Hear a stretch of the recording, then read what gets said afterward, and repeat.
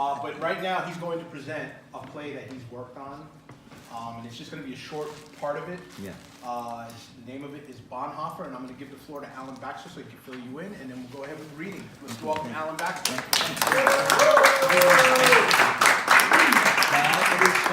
This is the play by Tom Romano called Bonehoffer. It's about what happened to Dietrich Bonhoeffer in 1945 when he was in prison, and he was a German theologian who was involved in the plot to assassinate Adolf Hitler, and that's why he was thrown into a concentration camp in Flossenburg, Germany.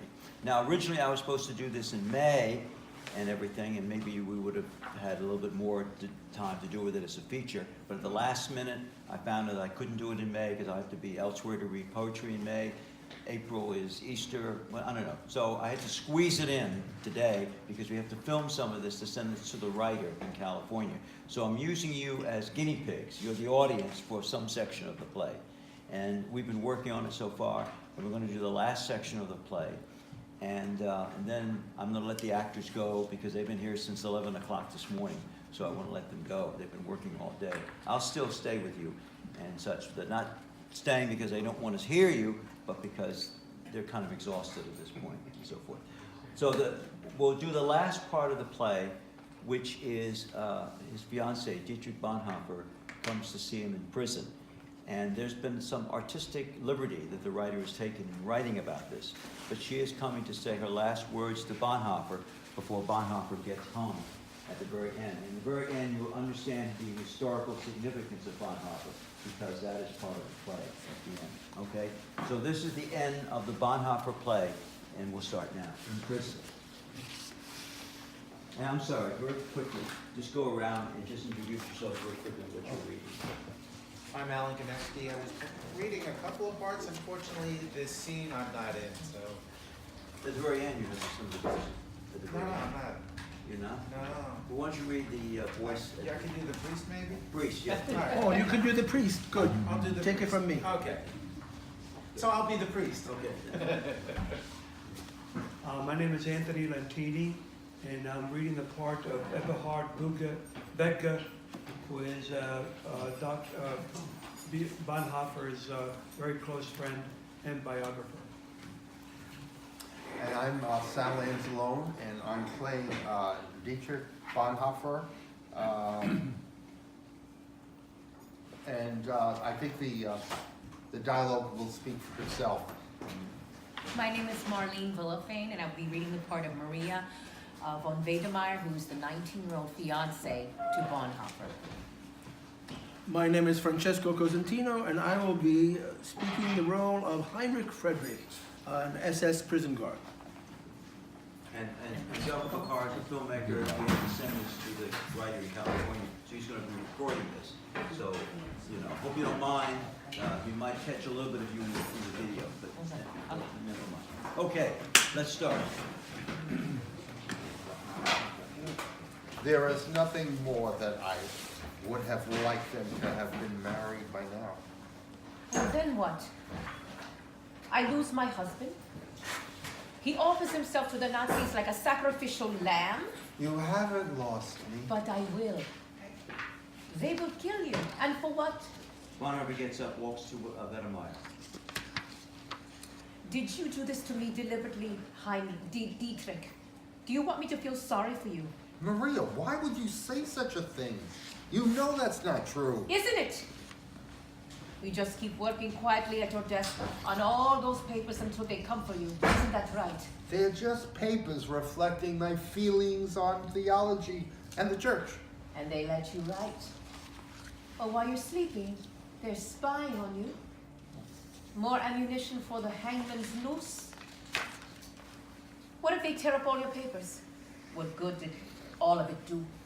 It's my only chance to reach out to people here, to let them know where I think the church is going. Dietrich,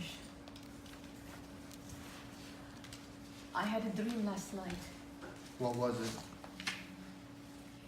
I dreamed that we were living in that little house with the white picket fence we always talked about. You know, the one in a small town somewhere in the United States. I remember. And I was pregnant, carrying your child. And we were so happy. And do you know what? The doctor told us it would be a boy. Oh, yes. Then we got into a quarrel about what the name to give him. I wanted to give him an American name. I think Christopher or William. You, however, wanted a German name. And you insisted on the name Heinrich. Heinrich, that's not a name I would think of at all. I remember we were practically shouting names at each other, almost like insults. I'd yell, Christopher, to which you would answer, Heinrich, Heinrich. So how did things end? Did we make up with me bringing you flowers and us going out to dinner? We made love. And it felt like the first time. Oh, better stop that, mister. That can lead to other things. What was that? I I ask you the name of God. What was that? It was nothing. I couldn't see very well anyway. You're lying to me. Then Mike gets up and rushes to the window. I didn't want you to see that. Why did you lie to me? That it was a firing squad. I don't know. To spare me somehow. Don't you know how often I've seen death in this stupid war? You men are all alike, thinking you're protecting us little dainty women. I just wanted to spare you. I'm sorry, Maria. Well, Mr. Priest, you don't need to protect your little nun. I assure you she can take it. Bonehoffer puts his arm around let her down. The great Mr. Bonehoffer. And you think I'm going to watch you go to your execution and not say a word? Maria, stop it. Not say a word, just sniffle quietly while the lamb is led to the slaughter. Watch them put the blindfold over your face, then wait for the trapdoor to spring. Then your body, swaying like a leaf in the wind. Wedemeyer collapses into the floor. Dietrich, when did everything go so wrong? I don't know. I mean with the world. When did selfish, greedy people want to conquer everything and leave nothing? But there is still the hope that we can fight to protect what is left. What will be left of Germany? No, Of Europe? The war is almost over. The Americans and Russians are winning. It's just a matter of time. But what will be left of the Germany we know? I don't know. And you won't be here to witness it. I need to touch you. Just let me caress your face. Remember when I told you I was working with Reverend Powell in New York?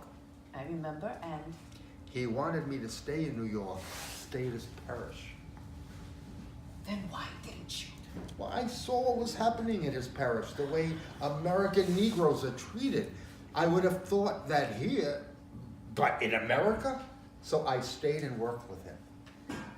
But you would have been safe there. A German immigrant would have been safe there. Now, I needed to be back here, Maria. The Nazis were tightening things more and more. And soon they'll be tightening your noose. I'm sorry, Dietrich. I didn't mean that. Oh, yes, you meant it. Dietrich, please forgive me. I sometimes say things I shouldn't. But you have a right to be angry. No, I go too far, say hurtful things. I have days when I wished I wasn't here. Days that I question my God, my decisions, everything. Sometimes I wish I could see America again. Be free in a land where they would leave us alone. I know from your letters, I knew it, even though you'd sometimes hide it, what you were feeling. There were days my writing would get me out of that. The letters I wrote to you. I know. So many times just talking to you would make my day better. They embrace and kiss. When I didn't have you, I had my writing. So many days I'd wake up feeling down. I'd take a walk somewhere and cry. and I'd see the first flower of spring in the garden and reach down and touch it. I'd read one of your letters, and it always made me smile again. They embrace, they kiss again. I know your writing got you through bad days, how important your work was to you. It's just that I know. What was that? I don't know. It almost sounds as if someone was listening to It's the us. sound of someone coming in the door. You have to be so careful here. But we're not talking about top secret things. No, but they could be checking in on us. Seeing if they find some reason to arrest you. Oh dear God, do you think they have listening devices in the cell? I don't know. Shh!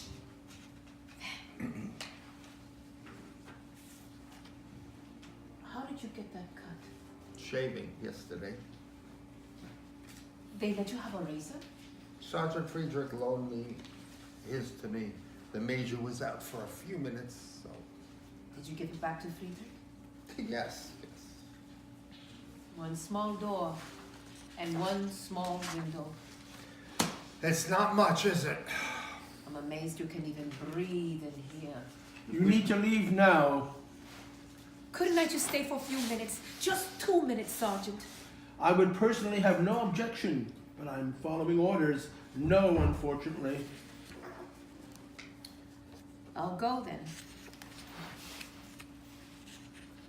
Goodbye, Dietrich. Goodbye, darling. I love you. Now please go. Go with God, Maria. I love you too. Wedemeyer leaves. I'm sorry I have to go. Frederick leaves quietly. A few hours later, Bonehoffer lies sleeping in his prison cell. A vision appears behind him.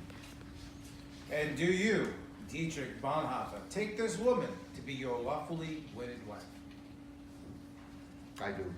And do you, Maria von Wedemeyer, do you take this man to be your lawfully wedded husband? I do. I now pronounce you man and wife. The scene fades. The figure of Bethage appears. Why didn't you say something, Dietrich? Why didn't you stand up for yourself, defend yourself? You could have lied, could have said anything, and they would have spared you. You have let the Church of Germany down. They have so little to go on now. There is no leadership. I wish this damned war was over. I want to go home to my family. I don't blame you for what you tried to do, Bonhoeffer. I understand why you tried to get him. Sometimes I wish I had killed Hitler. I had chances to, but I couldn't. I just want to go home to my wife and children. Maybe I'll get a chance soon to get rid of this uniform. He fades, replaced by two other shadowy figures. Operation Valkyrie failed. How many assassination attempts did Hitler escape? Some of them before he became leader. 22, 23? He leads a charmed life. Why couldn't one attempt have succeeded? All it took would have been one, just one. God deserted us, Bonhoeffer, and now they have you. I hope they don't torture you and you don't tell them everything. Can you imagine how many people will die if you talk? I've heard some of the Nazis hide cyanide capsules in their coats, so if things get too hot and heavy, they check out just in time. How great for them, not so good for justice. Maybe that's what some of us should have done, have pills sewn into our clothes. The figures of the three fade. They are going to hang you what you did, Bonhoeffer, and you deserve it. I hope before your death we torture you so much that you reveal the others. Heil Hitler. Don't get tired and depressed, my dearest Dietrich. It won't be much longer now. The war is over. I have searched so long and hard for you, Dietrich. No one seems to know what happened to you. No one at Flossenburg prison knows where you are. I think they know where you are, but they won't admit it. The cowards. Last night I dreamed of the house with the white picket fence, and that it's still waiting for us. There was even a gentleman who showed us the inside. And Dietrich, it was so beautiful. The kitchen was spacious and the living room had a fireplace where we could hold hands on cold nights. And there were 2 bedrooms. One, a master bedroom with lots of room and the sunlight streaming in through big windows. Then I woke with tears streaming down my face. Where have they taken you? My darling, what have they done to you? Why didn't you listen to me when I begged you to stay in America and not come back to Germany? I look forward for you everywhere, and I pray we'll be together again forever. The figure of Wedemeyer fades. Bonhoeffer wakes up. Oh, happiness, believed in pain, beloved in heaviness. You went from me, what shall I call you? Anguish, life, blessedness, part of myself, my heart, the past. The door was slammed. I hear your steps depart and slowly die away. What now remains for me? Torment, delight, desire. How I so rend you. Bonhoeffer suddenly gets up, staggering. I don't like that thought. I'm afraid to show this to Maria. He looks again at his writings. My hopes, my dreams, my desires for a new life. All of it on pieces of paper. So much of it unrealized. A year and a half in prison. He touches the paper. What if it were all to go away? What if the Nazis declare all of it wrong and take it away from me? What would I do then? So many letters of hope. Hope from my father, my mother, my friends, and my fiancé, and me. All this hope. And to what end? How will it do me any good in the long run? He walks to the window. My hope for the confessing church. So many theologians afraid of the Third Reich, they raise their hands meekly and murmur. Say, when a Nazi officer appears, sometimes when it's late at night, I hear the sound of the guards laughing and I wonder, when their shifts are done, do they go home to their families and play with their children and kiss their wives? Surely they have human feelings, and they take time out to enjoy the holidays. Bonhoeffer steps over to the stage, steps up to the stage, facing the audience. I realize now that God and Jesus are not a part of the church. They are alive and well outside of the mainstream power hierarchy and hypocrisy. And that includes the Lutheran Church. So much of the time I thought my faith was being tested. Now I realize it was the church I had no faith in. My faith rests in the eternal of God's love and forgiveness.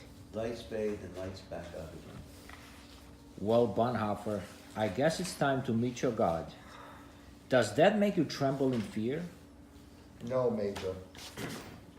I'm ready. Too bad the end has to be like this. It isn't the end, Major. It's really the beginning. Prisoner, you will walk forward and stop at the white post and strip. Dietrich Bonhoeffer was executed in Flossenburg prison April 9th, 1945. After learning of Bonhoeffer's execution, which was 1 month before the prison was liberated, Maria Wedemeyer moved permanently to the United States and became an engineer and mathematician, working for the Honeywell and Remington Rand Corporation in developing and pioneering computer programming. She was married twice and had 2 sons. In 1967, in Bonehoffer's memory, she donated some of the letters she had exchanged with the theologian during his prison years to Harvard University Library. Maria von Wedemeyer died of cancer in Massachusetts General Hospital in Boston, Massachusetts, November 16th, 1977. She was 53 years old. And that's it.